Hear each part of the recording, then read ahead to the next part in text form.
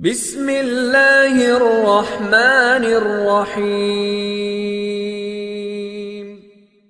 ایک دفعہ کسی علاقے سے ہمارا گزر ہوا اور اس علاقے میں ایک قسم کی آندھی آتی تھی۔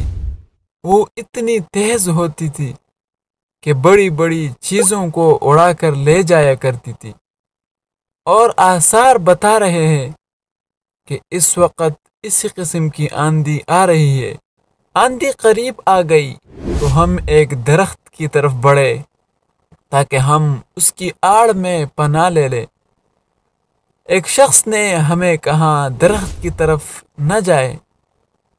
اس نے کہا آپ درخت کے نیچے ہرگز نہ جائیں، اس آندھی میں بڑے بڑے درخت گر جاتے ہیں، اس لیے اس موقع پر درخت کی پناہ لینا بہت خطرناک ہے۔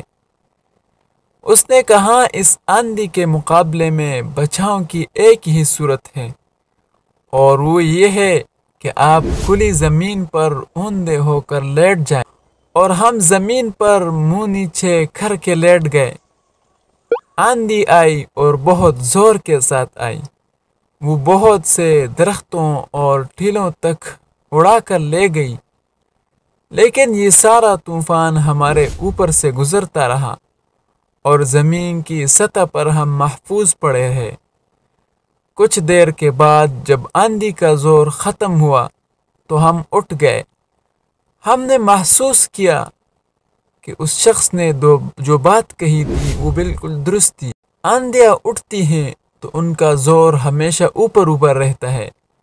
زمین کے نیچے کی سطح اس کی براہ راست زد سے محفوظ رہتی ہے۔